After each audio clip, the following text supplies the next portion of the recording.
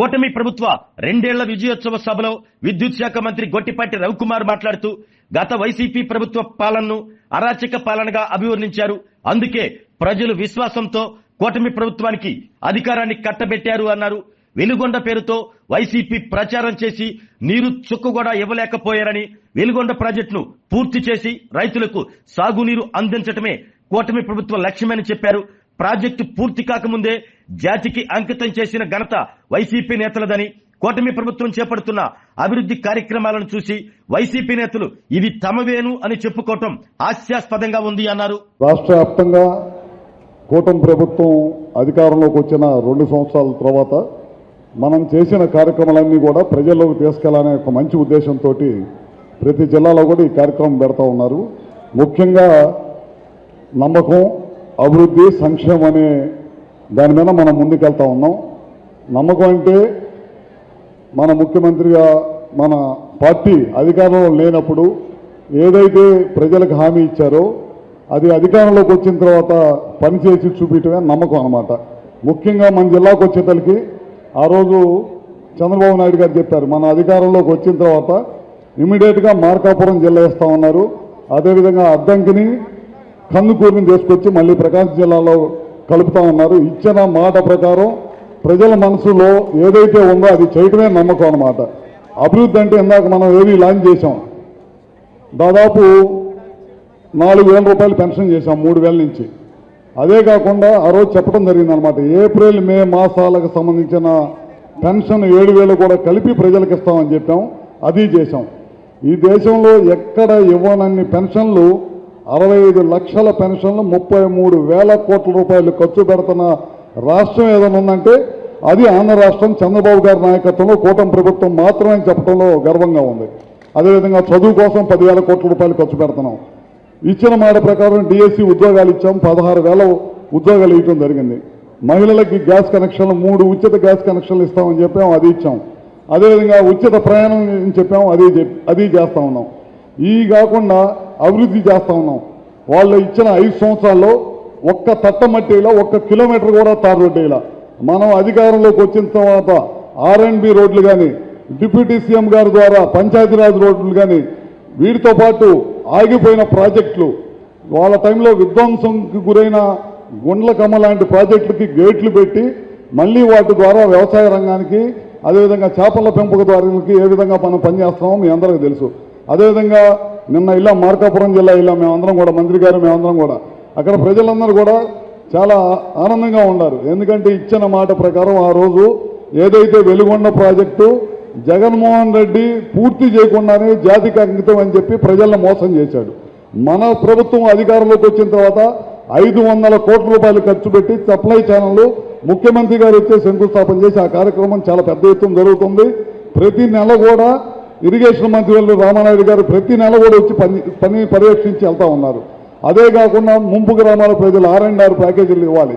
11 గ్రామాలు ఖాళీ చేపించాలంటే నిన్న మొన్నట్లో 980 కోట్ల రూపాయలు విడుదల చేసి అక్కడున్న ముంపు గ్రామాల ప్రజలకు ఇబ్బంది లేకుండా ఉండటం కోసం చేసే కార్యక్రమం చేశాం అన్నమాట.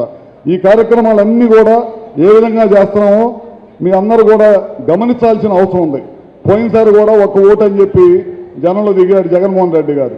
1 ఓటు చేసిన పాపానికి 5 సంవత్సరాలు రాష్ట్రం ఏ విధంగా సర్వనాశనం అయిందో, రాజధాని రాష్ట్రంగా లేని రాష్ట్రంగా ఏ విధంగా మిగిలిపోయిందో, పోలవరం లాంటి డ్యాములు 70% పూర్తి చేస్తే దాన్ని కూడా పూర్తి చేయలేని అసమర్థుడు ఎవరన్నా ఉండాలంటే అది జగన్మోహన్ రెడ్డి అని చెప్పడంలో ఏమాత్రం కూడా సందేహం లేదనమాట.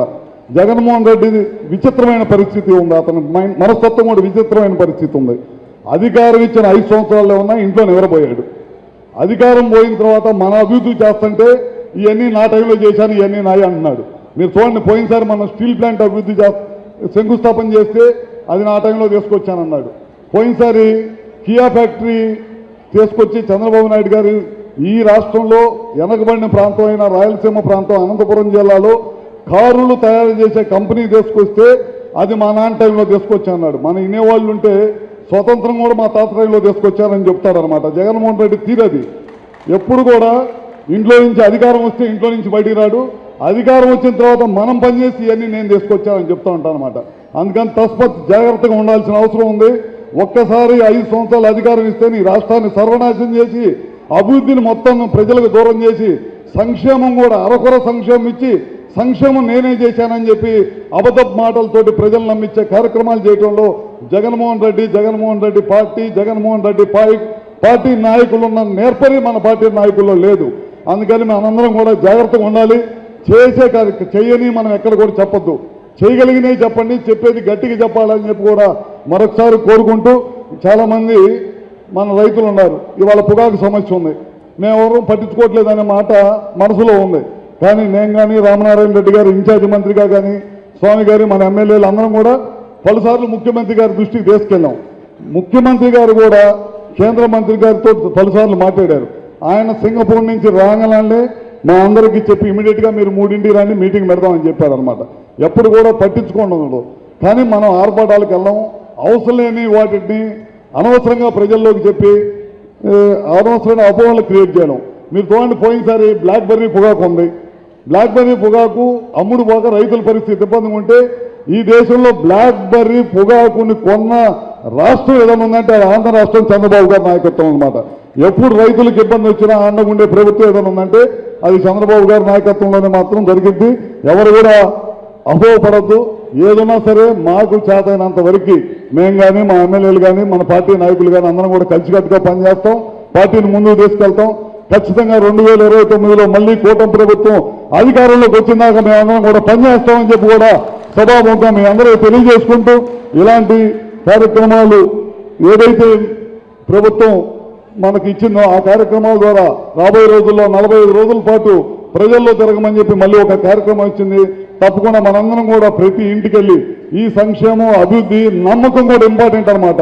వాళ్ళు నమ్మించి మోసం చేసే ప్రభుత్వం మనది కాదు. మనం ఏదైతే ఒక మాట చెప్పామో అది నమ్మకంతో మళ్ళీ చేస్తామని చెప్పి కూడా సభాముఖంగా మీ అందరూ తెలియజేసుకుంటూ అందరికి కూడా మరొకసారి నమస్కారాలు తెలియజేసుకుంటూ సెలవు తీసుకుంటాం.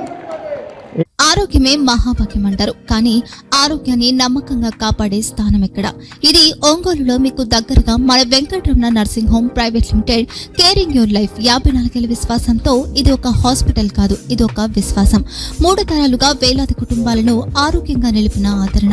మా నిపుణుల వైద్య బృందం మా దగ్గర అనుభవం కలిగిన బృందంలో అందించే సేవలు neurosurgery, general medicine, diabetes, pulmonologist, general surgery, ophthalmology, urology, orthopaedic, ENT, paediatrics, dental surgery, anaesthesiology, gynaecology, cardiology, emergency మరియు క్రిటికల్ కేర్.